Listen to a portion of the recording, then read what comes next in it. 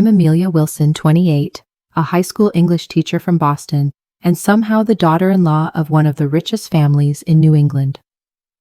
Tonight, I'm sitting in a jaw-droppingly lavish restaurant at my in-laws' 40th anniversary dinner, watching my sister-in-law Isabella flash a smug smile as the waiter delivers a $180,000 bill. "Oh, sis-in-law, we forgot our wallets," she chirps, while I sit there with $17 to my name and credit cards that scream declined. What happened next? Well, it changed everything. But to understand how I got stuck in this nightmare, you need to know where I came from. I grew up in a quiet Massachusetts town. My dad taught history, and my mom baked pies in a tiny shop on Main Street. We didn't have much, but we had enough. I worked every odd job I could find, earned a scholarship to BU, and it was there between lesson plans and literature classes that I met Ryan Thompson. Ryan was tall, warm-eyed, and genuinely funny, totally unlike the other guys in my literature seminars. While they bragged about their trust funds and internships secured through family friends, Ryan drove a modest sedan and actually read the assigned books. We connected during a group project, and soon we were spending late nights talking about everything from Shakespeare to pizza toppings. It wasn't until 3 months in that I learned his family owned the Thompson Restaurant Group, a fine dining empire, with 37 elite spots across 6 states. "It's just restaurants," he shrugged. "Right. Just 8-figure restaurants. Add in a family estate in Martha's Vineyard and a private jet for golf weekends," as he put it with a grin. Meeting the Thompsons was a lot. His dad Richard started it all from a single greasy spoon. He still had the straight-talking style of a self-made man, but the suits and $1,000 wines told a different story. His mom Elizabeth came from old Boston money. She had grace and polish, but also heart. She asked me about my classroom, my mom's bakery, and never once made me feel out of place. Isabella, Ryan's younger sister, was another story. She had Elizabeth's elegance, but none of her warmth. From our first dinner, she eyed my discount rack dress like it was contagious.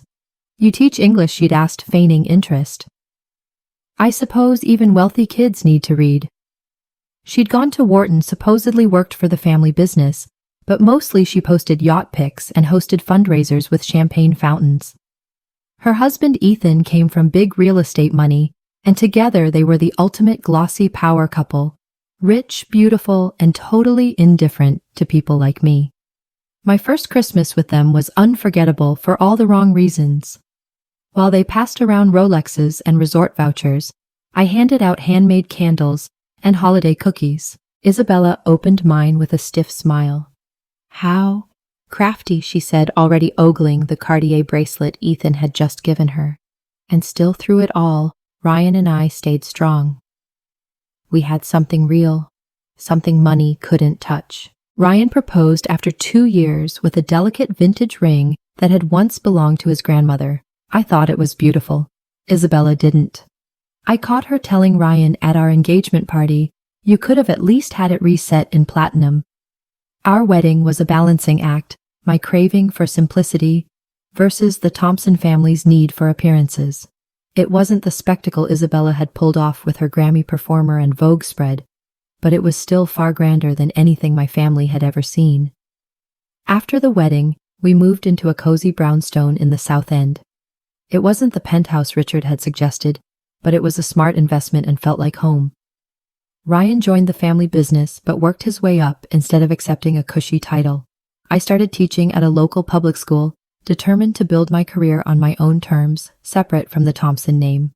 That independence didn't always sit well with his family. Meanwhile, Isabella and Ethan lived in a penthouse overlooking the harbor, drove twin luxury SUVs, and acted like their money would never run out.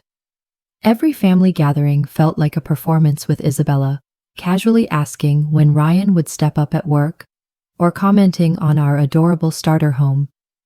Ryan always had my back, even if he sometimes missed the subtle jabs. Growing up with privilege, he didn't always see how hard I worked just to blend in. When Richard and Elizabeth announced their 40th anniversary plans, I knew it would be extravagant. What I didn't expect was how it would become a powder keg, for every unspoken tension in the family. 6 months ahead of the big date, they hosted a casual family dinner, lobster bisque, filet mignon, and vintage wine at their Beacon Hill townhouse. Ryan and I sat across from Isabella and Ethan, who looked like they'd stepped off the cover of a lifestyle magazine. 40 years deserves something grand, Richard declared, topping off our glasses with a Bordeaux that probably cost more than our rent. We've been thinking about Lucille. Lucille wasn't a restaurant, it was the restaurant. Perched atop Boston's tallest tower, 3 Michelin stars waitlist forever. Unless your name was Thompson. The place was known for gold-covered desserts, ingredients flown in from around the globe, and a wine cellar that could fund a small country. Perfect, Isabella said instantly. I'm good friends with the executive chef from last year's gala. I'll handle the logistics, Elizabeth added. Something intimate, 40 guests for 40 years. Isabella was already scanning her phone, no doubt assembling her dream guest list. I'll form a planning committee, Isabella declared, phone already in hand. Amelia, maybe you could help with invitations or something. Ryan gave my hand a quick squeeze. Amelia's great with organization. She could handle coordination. Isabella's smile stiffened. Right. Though I've worked with most of the vendors already, it's probably best if I lead. We'll all contribute, Richard chimed in. And of course, we'll split the costs equally between the kids. Your mother and I just want to show up and enjoy the evening. My stomach sank. Equal sounded fair until you realized Isabella and Ethan made 5 times what Ryan and I did. Equal wasn't exactly equitable. That night, while Ryan changed out of his suit, I asked cautiously, That dinner, what do you think our share might be? He shrugged. A few thousand each, maybe. Why? That's a lot for us right now, I said. We just paid for the bathroom repairs and our mortgage went up again. Ryan sat next to me. I know things are tight with your teaching hours cut and my bonus delayed, but this means a lot to my parents. I get it, I sighed. I just wish the contributions reflected reality. Isabella and Ethan spend that much on spa weekends. If it's a big deal, I can talk to Dad, Ryan offered, though I could hear the hesitation. No, I said. It'll only give Isabella more fuel. We'll make it work. The next day, I looked up Lucille's prices, not that they advertised them. Reviews mentioned $400 tasting menus, and that didn't include drinks or service. 40 guests. We were easily looking at over $30,000. Our equal share would be more than our monthly mortgage. I started tightening our budget, immediately packing lunches, skipping coffee runs, canceling my gym membership. Ryan cut back too, mostly on golf and lunches out, but he didn't seem quite as worried as I was. Isabella treated the anniversary like her personal Super Bowl. She set up a special email, sent out daily updates about floral palettes and seafood pairings, and planned a marathon of pre-event spa days, shopping trips, and brunches that were optional but clearly weren't. 3 weeks before the dinner, I finally called Isabella. I caught her between Pilates and whatever social lunch she had that day. Hey, Isabella, I wanted to talk to you about the anniversary budget. I started gently. About the anniversary budget. Her tone instantly cooled. Ryan and I are working with a tighter budget than you probably realize. Covering an equal share of something this extravagant is hard. There was a pause long enough to sting. Amelia, it's our parents' 40th, she replied flatly. If you and Ryan can't step up, maybe you need to rethink your priorities. The rest of us seem to be managing just fine. We're not trying to back out, I said quickly. I just hoped we could maybe adjust expectations a little. Everything's already arranged, she snapped. If you're having financial issues, that's between you and Ryan. Don't cheapen our parents' celebration just because you didn't think through what marrying into this family actually meant. She hung up before I could say anything. I just stood there, humiliated, furious, and blinking back tears. That evening, Isabella sent out a group email finalizing the menu, which now included a Dom Perignon toast. Of course it did. The day before the dinner, Isabella organized what she dubbed a ladies' prep day for Elizabeth herself, Me and the other Thompson wives. The agenda: high-end salon, treatments, a fancy lunch, and boutique hopping on Newberry Street. I showed up early to the salon, hoping to steal a quiet moment with Elizabeth before the Isabella show began. The receptionist offered me cucumber water and imported cookies, then informed me the others were running 20 minutes late. When they finally arrived, Isabella led the charge, dressed in sleek designer athleisure that probably cost more than everything in my closet. "Sorry we're late," she said, not looking remotely sorry. Mom and I were finalizing a few surprise touches for tomorrow. Elizabeth greeted me with a warm hug. "Amelia, sweetheart, you look a bit tired. Everything okay?" I opened my mouth to respond, but Isabella cut in. "She's fine, Mom. We're all getting the works: hair, nails, facials, makeup. My treat." To anyone else it might have seemed generous, but I knew better. It was Isabella's way of making sure we all looked acceptable by her standards. Still, I smiled and thanked her. Elizabeth was watching closely. I'll admit, the salon was stunning. While my stylist curled my hair, Isabella flitted from chair to chair, flashing photos of the dining setup on her phone. Custom menu wine pairings for every course, she beamed. And the flowers, straight from Holland. It'll be like eating in a cloud. Afterward, we headed to Maison Blanc, a bistro so upscale, even the salads had attitude. Mine was $30. Once seated at the best table in the house, Isabella didn't even glance at the menu before ordering champagne for the table. When the bill arrived, Isabella made an exaggerated show of rummaging through her designer purse. "Oh no!" Isabella gasped dramatically. "I totally forgot my wallet this morning. Amelia, could you cover lunch? I'll Venmo you tomorrow."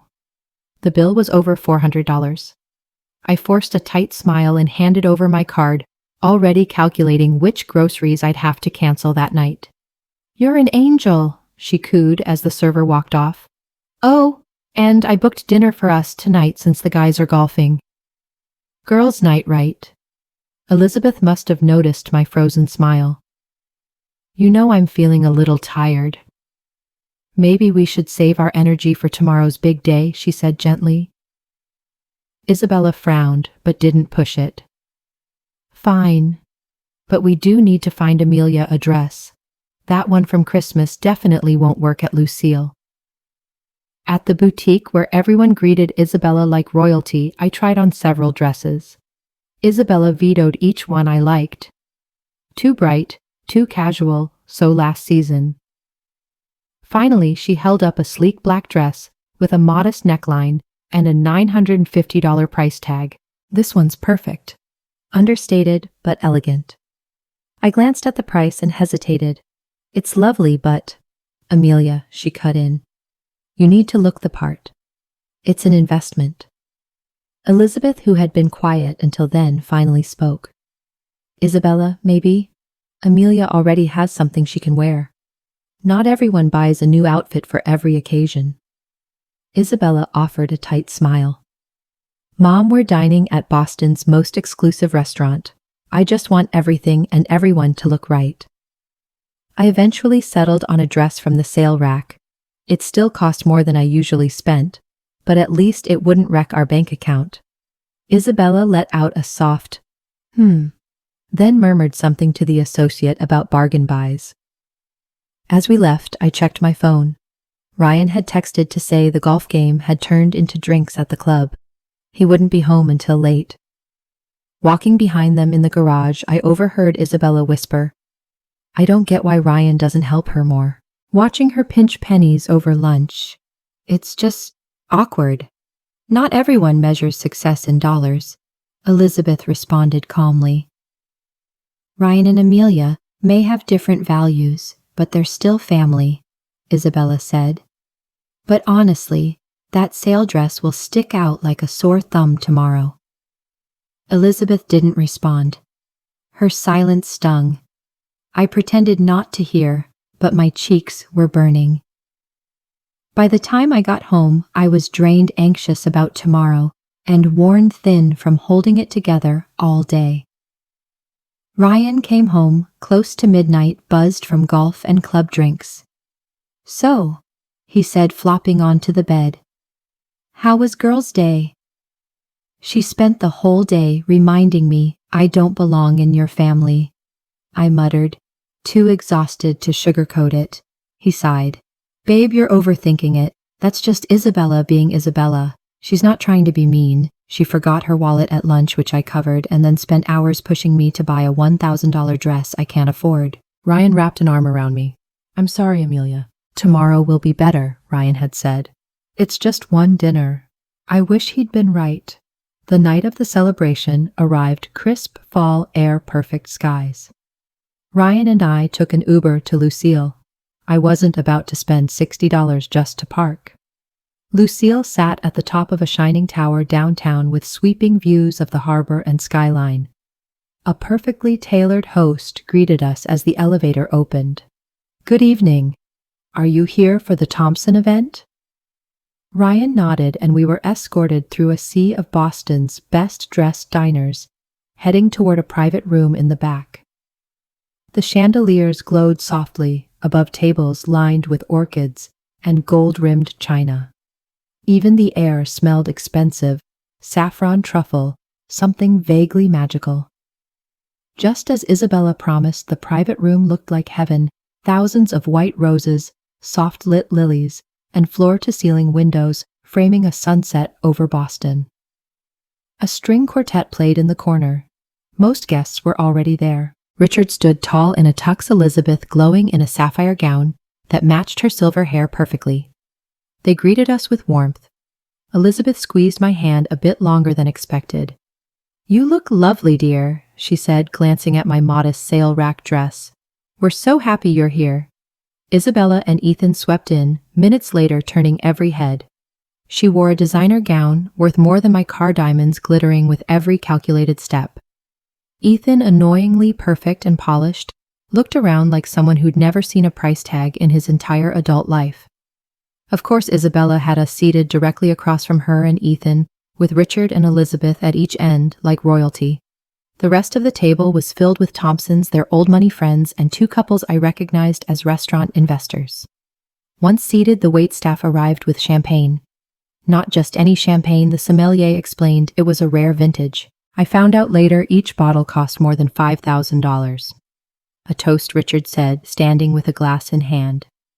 "To 40 years with the most incredible woman I've ever known. Elizabeth, you've made life one long adventure." Elizabeth's eyes glistened. She raised her glass. "And to the family we've built, our greatest joy." As we clinked glasses, servers arrived with the first course, Osetra caviar on porcelain spoons, flecked with gold and topped with cream fraiche. The sommelier returned with chilled white wine. A pairing with each course, Isabella announced loudly. "All hand-picked from Lucille's private cellar." Ethan swirled his glass like a pro. "Fantastic vintage. Same winemaker from Burgundy last summer, right?" The sommelier nodded, impressed. I meanwhile stared at the tiny silverware, wondering if I was supposed to use the small fork or the even smaller spoon for the caviar. Ryan must have sensed my discomfort. He quietly picked up the correct fork first, guiding me with a subtle glance. Isabella leaned in, her voice syrupy. "Amelia, not a fan of caviar." "You've barely touched yours." I smiled, refusing to flinch. "Just taking my time. It's not every day you get something so special." "Of course," she replied sweetly. "Not everyone's used to this kind of dining experience." Elizabeth, sensing the tension, jumped in gracefully. "Isabella, didn't you and Ethan go to Bali for your anniversary? Tell them about that." Course after course arrived like edible artwork: truffle-poached lobster, A5 Wagyu topped with foie gras, and rare forest mushrooms. And the wine never stopped flowing. With every sip, I could practically hear the dollars piling up. I quietly asked for water with one course. Isabella's voice rang out. "Skipping the Bordeaux. Dad flew that in just for tonight. It's over $2,000 a bottle." Just pacing myself, I said, feeling eyes on me. It's all so amazing, I want to savor it. Isabella gave me a brittle smile. How practical. Richard launched into stories about his and Elizabeth's restaurant empire beginnings. Normally, I loved hearing them, but tonight, they just reminded me how different our worlds truly were. After the main course, Isabella disappeared briefly, then returned holding a small, perfectly wrapped box. Just a little something for 40 amazing years, she declared, soaking in the attention. Inside, 2 first-class tickets for a month-long luxury cruise and a photo album showing a planned vow renewal on a yacht. In Santorini. Everything's arranged, Isabella added. Your friends will be flown in for the vow renewal. My stomach twisted. That wasn't a gift, it was a statement. Ryan and I had made a photo album of restored memories, a labor of love. Suddenly, it felt like a thrift store offering. When it was our turn, Ryan spoke from the heart. Elizabeth teared up, but I caught Isabella leaning toward Ethan with that smug, superior smile. So creative when you're working with limits, she murmured, just loud enough for me to hear. 4 hours in, 7 courses down, 7 wine pairings. The room was buzzing, stories flying, voices rising. I excused myself, needing air, needing silence, anything to escape Isabella's relentless jabs. Even the restroom was ridiculous, white marble soft lights, and an attendant offering monogrammed towels and perfume samples. I was washing my hands when Isabella waltzed in, so precisely timed I knew she'd followed me. Enjoying yourself? She asked, dabbing lipstick in the mirror like we were girlfriends chatting after Pilates.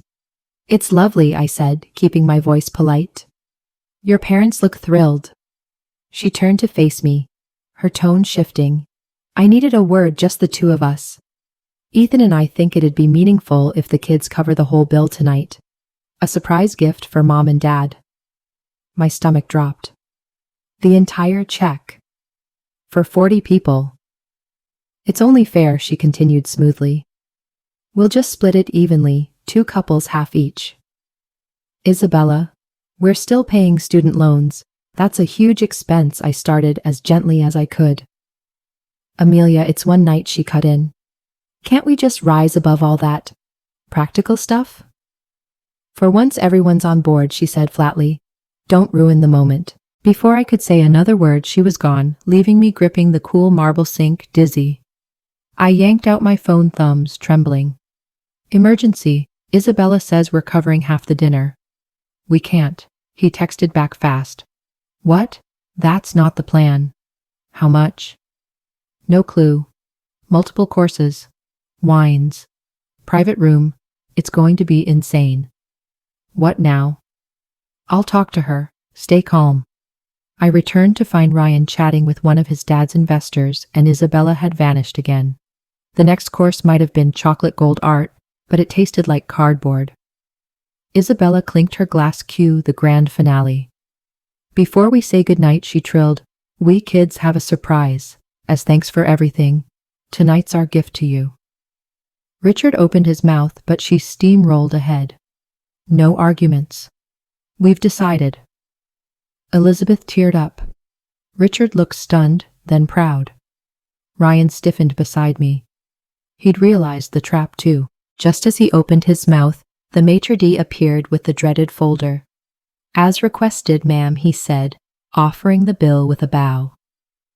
Isabella smiled like royalty, glanced at the total, then handed it to Ethan like it was a menu. Ethan's brows lifted ever so slightly. A private jolt. The folder reached Ryan. He opened it, then froze. He slid it toward me. $180,000. I choked on air. It was more than 2 years of my teaching salary. More than our car. More than everything. Even split, that was $90K. We didn't have $9K, let alone that. While guests murmured their approval, Isabella glided over. Isn't this perfect, she cooed. Let's just square up between couples before we surprise Mom and Dad. Ryan stood to intervene, but she was already holding out her black Amex like a dagger. Ethan joined her, both looking right at us, waiting. And then she said the words that changed everything. "Oh no, sis-in-law." Isabella gasped theatrically loud enough for half the room to hear. "We forgot our wallets," Ethan chimed in on cue. "Left them on the entry table." What terrible timing. The restaurant manager approached, sensing trouble. Conversations quieted. Everyone could feel the shift. Ryan flushed a deep red beside me. "Isabella," he warned under his breath. "Stop it." Richard called down from the head of the table, his voice losing its warmth. "Is there a problem?" I looked between Isabella's smug face, the hovering manager, and the folder with 6 figures printed inside. In that moment, something inside me snapped, years of polite smiles shrinking myself, pretending I belonged gone. "Yes," I said clearly. "There's a problem. Isabella decided Ryan and I should cover half of tonight's $180,000 dinner. And she knows that's impossible for us." Silence fell like a curtain. Elizabeth's hand covered her lips. Richard's eyes narrowed. It was a surprise gift from the kids. Isabella jumped in, fake sweetness coating every syllable. "We had no clue they were struggling financially." "We're not struggling," Ryan said evenly. "We just don't spend recklessly. We're teachers. This meal costs more than we make in months." The silence stretched. I felt the burn of tears in my eyes, but held them back. This was Isabella's play. Set us up to fail. Make sure we'd always be the couple who didn't belong. But then something strange happened. Richard started laughing. A soft chuckle turned into full belly laughter that echoed off the chandeliers. Elizabeth covered her mouth, then gave in, laughing until her eyes sparkled. Isabella's frozen smile began to crack. "Dad?" "What's going on, Isabella?" Richard said gently. "Did you honestly believe I'd let my children foot the bill? We just wanted to do something special." Isabella offered, her voice less certain. "A surprise gift that left your brother and Amelia humiliated," Elizabeth said softly, but with steel in her tone. "Everyone?" Richard turned to the room. "Please forgive the drama. We paid for tonight long ago." Relief surged through me, so strong I had to hold onto the table to stay upright. Ryan reached over and gently squeezed my hand. Isabella's porcelain facade cracked. A pink flush crept up her neck. "But we were trying to make it special," she whispered. "The only real surprise," Elizabeth said, "is how far you'd go to embarrass your brother and Amelia." The restaurant manager returned to Richard. "Sir, as you said, everything's been handled." "Thank you, Jean-Marc." Richard nodded, shaking the man's hand. "As always, you've done wonderfully." He turned to Isabella and Ethan. "We'll talk more. Privately. And the worst part," Elizabeth said, her voice low and firm, "is that none of this had to happen." "Isabella," Richard said gently but firmly, "this isn't new. We've spoken to you about this before." That's when it clicked. Elizabeth had known. The warmth in her greeting, the softness in her voice, it hadn't been pity. It had been awareness. "What behavior?" Isabella snapped, though her voice lacked its usual steel. "Weaponizing your wealth," Richard said flatly. "You've used it to control, belittle, and elevate yourself above others. It ends here." A few guests quietly gathered, handbags, coats, unspoken social code that a private reckoning was about to unfold. Sensing the shift, Richard stood and smiled at the room. "Please don't let this ruin the night. 40 years teaches us that even the happiest families need hard conversations." Isabella didn't sit. She stood rigid, her face flushed, trying to maintain control. "I was just trying to do something nice," she said, quieter now. Elizabeth tilted her head. Was the public spectacle part of that kindness? No one meant harm. Ethan cut in quickly. Just miscommunication. Richard looked straight at Ethan. "In all these years, I've never once seen you challenge her. You've been complicit, not silent." Ryan exhaled slowly. Isabella, we could have talked. Privately. If you were really concerned, you'd have said something before tonight. That would require empathy. I blurted louder than I meant to. Elizabeth placed her hand on my shoulder, grounding me. Amelia's right, she said gently. Empathy isn't your strength yet, Isabella, but it can be. The string quartet resumed playing something soft and slow, like a salve over the room's open wound. Finally, Isabella sat. Shoulders hunched, her once perfect posture slouched for the first time. I didn't mean... She started, then trailed off. Whether it was regret or strategy, I couldn't tell. Richard sat and looked around the room. When I opened my first cafe, I had $17 in my pocket and a baby on the way. Your mother, he continued, came from privilege. But she married me because she saw more than a balance sheet. She saw a partner. That's what this family is built on, not luxury, not prestige, but character and connection. Elizabeth turned toward Isabella. You've judged Amelia since day one. Her clothes, her job, her background, never her heart. That's not fair, Isabella said, but even she didn't sound convinced. You know what's not fair, Ryan said, voice clear. Setting traps to humiliate Amelia, pretending it's kindness. I sat, frozen tears quietly forming behind my eyes, not from pain, but disbelief. This was justice. Years of dismissal. And now finally I was seen. Richard nodded at a waiter who silently brought him a new glass of scotch. He took a thoughtful sip and then spoke quieter this time.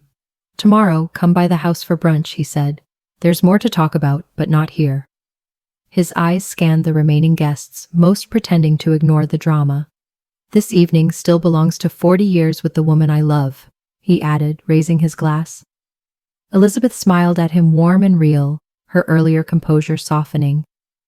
It was the cue everyone needed to ease back into celebration mode, the tension loosening just enough. Isabella, uncharacteristically subdued, barely spoke the rest of the night. Ethan tried his usual small-talk routine, but it landed flat. Ryan didn't let go of my hand once, not even for dessert. As the night wound down, guests filtered out with hugs and polite farewells. Elizabeth hugged me tightly. We've always seen your worth, Amelia, she whispered.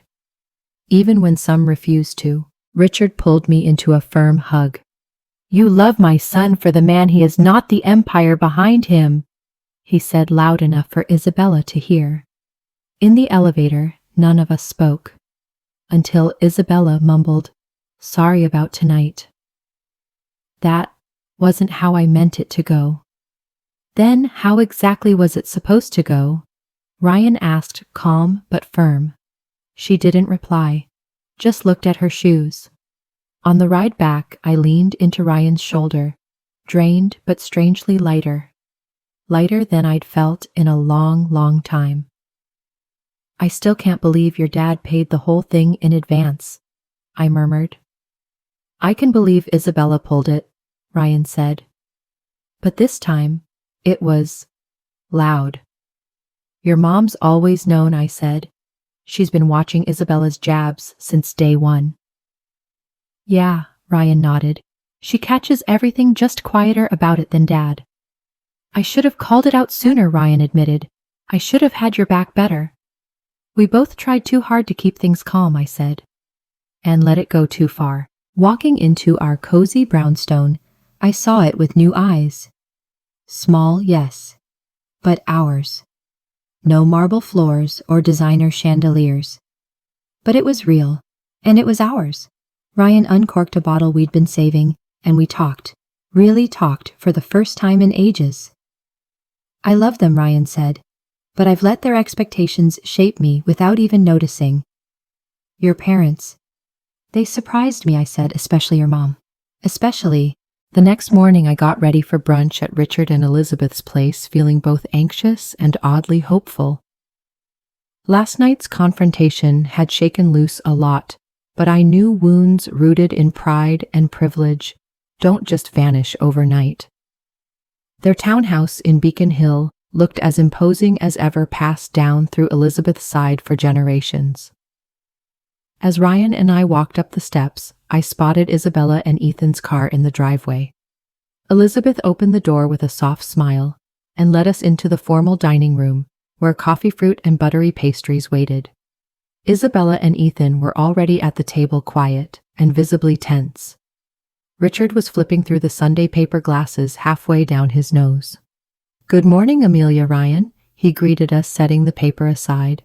"Grab some coffee. Maria made those cinnamon rolls you love." The first few minutes were filled with small talk. Whether the party, how good the croissants were. Once plates were full and the room had settled, Richard cleared his throat. The tone shifted instantly. "Let's talk about last night," he said calmly. "Isabella, your mom and I have had time to reflect." Isabella sat up straighter, arms tight across her chest. "Dad, I said I was sorry," she muttered. "To whom?" Elizabeth asked softly. "Because I didn't hear an apology to Amelia or Ryan." She barely looked at us. "I'm sorry for making you uncomfortable." "Was it really unintentional?" Richard asked. His tone was calm, but it landed like a stone. "You've done this before," he continued. "The forgotten wallet, the comments about their home, the constant pushing." Ethan finally shifted in his seat. "Richard, maybe," Elizabeth said gently. "Just listen. You're making me sound like a villain," Isabella protested, her voice cracking slightly. "You include us," Ryan said, "but only on your terms, without asking what works for us." "What's the point of having money if you're too scared to enjoy it?" Isabella snapped. "You choose to live modestly," she added. "You could triple your salary if you stepped up at the company." "That's the problem," Richard said. "You see everything in dollars and status." "Maybe we gave you too much too soon," Elizabeth added. "Too far?" Isabella blinked, caught off guard. "We never taught you how to earn, only how to spend," Richard said gently. I sat quietly through it all, watching a family finally speak truths they'd been avoiding for years. When Elizabeth turned to me and asked, "Amelia, will you take a walk with me in the garden?" I wasn't expecting it. "I think the rest of them need some time alone," she said gently. Their garden felt like a secret pocket of peace in the heart of Boston. Stone paths, blooming roses, lavender and thyme swaying in raised beds. As we walked slowly beneath the climbing vines, she looped her arm through mine and said, "There's something I've never shared with many people. Everyone assumes I came from great wealth," she continued. "Truth is, by the time I was born, all that remained was the house. And a few heirlooms. But I thought I started to say." She smiled knowingly. "Most people do. They kept up appearances. Lavish dinners for friends, followed by scrambled eggs in the kitchen for us afterward." "That sounds exhausting," I murmured, beginning to understand. "Richard was a line cook when we met," she said fondly. "My parents were appalled, but I saw something in him. Drive kindness vision. That was worth more than any trust fund." She stopped near a blooming red rose. "You remind me of him, Amelia. The way you love Ryan, not for his name or his future, but for who he is." I let out a breath. "I've tried so hard to belong in your world." She looked at me with warm eyes. "Don't change to fit in. You already belong just as you are." When we returned, something had changed. The air felt softer. Isabella's shoulders had slumped a little. Her eyes were red, like she'd finally let something out. Richard's voice had that calm weight I'd only heard when he coached young chefs. Steady, patient, but resolute. Starting tomorrow, he announced Isabella's joining our community outreach team, working with our scholarship recipients and support funds. "Dad says it might help me see things differently," Isabella added softly. Richard continued, "We'll help with our employee financial literacy initiatives." Beneath the table, Elizabeth gave my hand a quiet squeeze. Then Richard looked at Ryan and me. "I need you both to hear this. The life you've built, modest, thoughtful, grounded, isn't something to feel inferior about. It's what we respect most. Elizabeth smiled. This whole empire began with one little diner. It grew because we made decisions that were sustainable. Not because we tried to impress anyone. As the plates cleared and people lingered with coffee, Isabella approached me. Ryan was still deep in discussion with his dad. "Amelia, I owe you a real apology," Isabella said softly, her voice more vulnerable than I'd ever heard it. "Not just for what happened last night, but for, well, everything." I opened my mouth to respond, but she raised her hand. "No, let me say this while I still have the nerve. I've had everything handed to me," she admitted. "And instead of appreciating it, I judged you for not having what I had. But the truth is, you've earned what I never have." For a moment, I couldn't speak. Her honesty disarmed me. "I need to change," she said, eyes flicking down. "I want to start over, not as rivals or roles in some family drama, just as sisters-in-law. I'm not asking for miracles," she added, "but maybe we can actually try to know each other woman to woman." It wasn't magic. Patterns built over decades don't vanish in a moment, but it was real, and it was a beginning. In the weeks that followed, I noticed little shifts in the Thompson family dance. The music had changed slower, more in tune. Isabella started volunteering at first reluctantly, then with a growing sense of purpose. She even messaged me a few times, asking for advice on writing outreach emails or designing flyers. It felt oddly nice. There were still awkward silences, but the kind that made room for growth, not judgment. A month later, Ryan and I hosted a small dinner in our little apartment, lasagna, garlic bread, a bottle of red. Everyone showed up, even Isabella and Ethan. No one mentioned how small our place was. No one offered unsolicited interior design tips. That silence was the loudest form of respect. We gathered around the old oak table I inherited from my grandmother, still etched with memories and wine rings. Richard lifted his glass. To love that fills rooms more than wealth ever could. And to family built not by inheritance, but by intention. Elizabeth caught my eye across the table. Her smile reached all the way to her eyes. That look, it meant everything. The absurd $180,000 dinner bill that once made me feel like an outsider had become the door that finally let me in. After everyone left, Ryan and I were stacking dishes when he took my hand and twirled me gently between the sink and the fridge. "Do you know what I realized tonight?" he whispered, resting his forehead against mine. "What?" "We're the richest people I know," he said. And he was right. We were. In every way that counted. What about you? Have you ever felt like the outsider trying to belong, or had someone finally see you for who you are? Let me know your story in the comments. And if this resonated with you, hit like, subscribe, and share it with someone who needs it. Because at the end of the day, the richest lives aren't made of things, but of truth, connection, and love.